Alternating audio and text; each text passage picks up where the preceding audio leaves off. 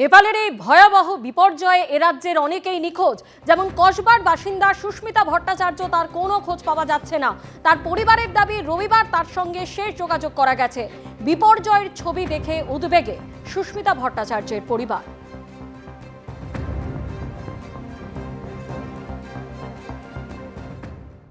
Last Sunday ফোনে কথা বলা গেছিলো, সেদিনকে নর্মালি ট্যুর চলছিল। উনি মেসেজ করেছিলেন সোমবার দিন যে পরের দিন কাঠমান্ডু থেকে ওনারা বেরোনোর কথা।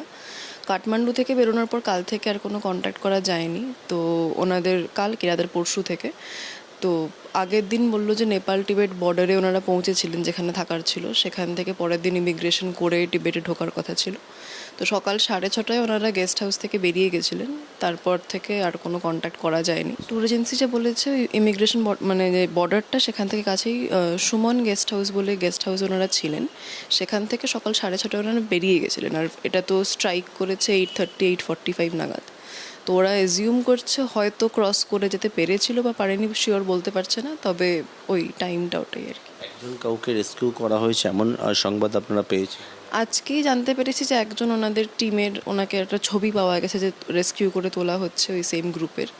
তো এটাই। যে জায়গায় এই বিপর্যয়টা ঘটেছে সেই জায়গাতেই ওনাদের কালকে থাকার কথা, মানে হ্যাঁ, সেই জায়গাতে সকালবেলা থাকার কথা, মানে সেই জায়গাটা ক্রস করে সকালে যাওয়ার কথা ছিল, কিন্তু সকালে ওই জায়গাটা থ্রুই যাচ্ছিলেন। ফেরার ছিল 6 তারিখ। এ রাজ্যের 32 জনের একটি দল কৈলাস মানস সরোবর বেড়াতে গিয়ে এই ভয়াবহ দুর্যোগের কবলে পড়ে। নিখোঁজ পশ্চিমবঙ্গের 32 জন পর্যটক, উদ্বেগে তাদের পরিবার। খোঁজ নেই সার্ভে পার্ক দুর্গাপুর বসিরহাটের দম্পতির। নিখোঁজ তারকেশ্বর, খড়গপুর, সোনারপুরের বেশ কয়েকজন পর্যটকও। নেপালে গিয়ে নিখোঁজ শর্মিষ্ঠা ভৌমিক রায়, অনিতা দাস, স্নেহাশিস দত্ত। নেপালে গিয়ে নিখোঁজ স্বপন কুমার সিনহা, সুস্মিতা ভট্টাচার্য। নিখোঁজ হয়ে পড়েছেন দেবাশিস ও সংঘমিত্রা বন্দ্যোপাধ্যায়। খোঁজ পাওয়া যাচ্ছে না মানস কুমার ঘোষ ও দীপালি সরকারের। নেপালে গিয়ে নিখোঁজ সমর মণ্ডল, লোপামুদ্রা কুণ্ডু। আর এই ভয়াবহ বিপর্যয়ের মধ্যে পড়েন স্বপন মণ্ডল, মৌ মণ্ডল, রঞ্জিত কুমার হাওলাদার, তারও খোঁজ পাওয়া যাচ্ছে না। কেয়া প্রামাণিক, শ্রীরূপা রায় প্রত্যেকেই এই ভয়াবহ দুর্যোগের কবলে পড়ে নেপালে গিয়ে।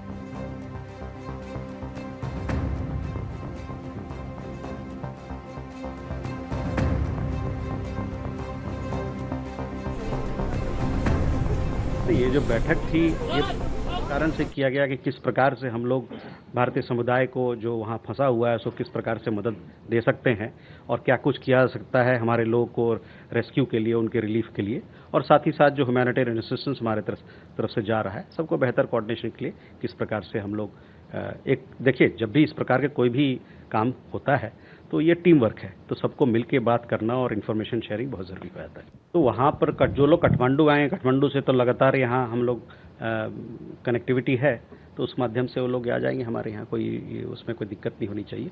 समस्या है कि वहाँ से जो ऊपर के जो ज़िले हैं जहाँ पर ये त्रासदी हुई है, वहाँ से कैसे लोगों को निकाला जाए। देखिए, बहुत सारे लोग जो गए हैं वहाँ ना, कुछ लोग उस तरफ चले गए हैं। अभी जो इन्फॉर्मेशन आ रही है उसको हम लोग एक तरीके से उसको छानबीन कर रहे हैं और देख रहे हैं कि कौन से लोग किस नाम से कौन कहाँ पर है। ये 32 लोगों का तो हमने जानकारी दिया, इनसे कांटेक्ट नहीं हो पा रहा है, और अन्य लोगों से है उनसे कांटेक्ट हो पा रहा है। 32 लोग हमने बंगाल से बात करी, 32 लोगों की बात कर रहे हैं। Are right now our focus is has to how we can extend a helping hand to our Indian nationals who are stranded there and at the same time offer humanitarian support to the government of Nepal. নেপালে বেড়াতে গিয়ে বিপর্যয়, নিখোঁজ 32 জন। Control room থেকে পরিস্থিতির উপর নজর রাখছে রাজ্য। পিএমও এবং কেন্দ্রীয় স্বরাষ্ট্র মন্ত্রকের রিপোর্ট পাঠানো হয়েছে। কাঠমান্ডুতে ভারতীয় দূতাবাসের সঙ্গে যোগাযোগ রাখছে রাজ্য, জানালেন মুখ্যমন্ত্রী।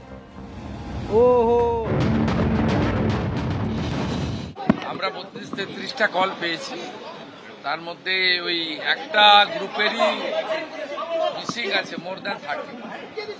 কলকাতা এবং চন্দননগরে, কাঠমান্ডু এই মিসের সঙ্গে যোগাযোগ রাখা হয়েছে। কালকে পুরো রাত্রি চলেছে, আমি শেয়ার করে দিচ্ছি ভিডিও। আমাদের কন্ট্রোল রুম পুরো ফাংশন করেছে। আমরা কাছে আছি, বাড়িগুলো চন্দননগর এবং কলকাতা আইডেন্টিফাই হয়েছে। তবে আমরা ভগবানের কাছে প্রার্থনা করছি যাদের সেফ রিটার্ন হয়। We are with charge in Kathmandu, Indian Embassy. I already sent a report to PMO office and HMO office. They are also looking. they are also looking. Pray to God for their safe return. নেপালের এই ভয়াবহ বিপর্যয়, তারপর খোঁজ পাওয়া যাচ্ছে না হাওড়ার সাঁকড়াইলের বাসিন্দা অনিতা দাসের। তিনি বেড়াতে গিয়েছিলেন। উদ্বেগে রয়েছে অনিতা দাসের পরিবার। গত 21শে আগস্ট কলকাতা থেকে কৈলাস মানস সরোবরের ট্রাভেল এজেন্সির সঙ্গে রওনা হন 68 বছরের ওই বৃদ্ধা। গত মঙ্গলবার বৃদ্ধার সঙ্গে শেষ কথা হয় তার ছেলের এবং দাবি করেছে তার পরিবার। গতকাল ওর ছেলের সঙ্গে কথা হলো, বললো যে সকাল 8টার সময় ওর কথা হয়েছে, মা এখনো বেরোয় নে। তারপর তো 10টার সময়, গতকাল 10টায় এই অঘটনটা ঘটলো। তারপর থেকে ওর ছেলেও কোনো খবরাখবর পাচ্ছে না। যোগাযোগ করার চেষ্টা নানাভাবে করছে ছেলে। না, মোবাইল তো বন্ধ হয়ে আছে, সুইচ অফ। নিখোঁজ থানা থেকে বলে গেল উনি মিসিং আছেন। 8টার সময় বলে গেল থানা থেকে মিসিং আছে। খুবই উদ্বেগে আছি। খবর তো পাওয়া যাচ্ছে না, ফোনটা সুইচ অফ রয়েছে। আর যার যে কোম্পানির সঙ্গে উনি গিয়েছিলেন তারা বলছে আমরা কোনো খবর জানি না, গতকাল সকাল 8টা পর্যন্ত আমাদের টিমটা ওখানেই ছিল, তারপরে ওই ঘরপাবানের পর থেকে আর কোনো খবর নেই। এই খবর পেলে আপনাদের জানাবো। পুলিশ প্রশাসন থেকে বলে গেছে যে খবর পেলে জানাবেন। রাজ্য সরকার চেষ্টা করছে।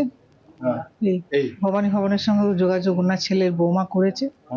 উদ্বেগে তো আছি, ওনার কোনো খোঁজ পাওয়া যাবে নাকি, আর দেখতেও পাবো না কোনোদিন, সেটা তো উদ্বেগের কারণ।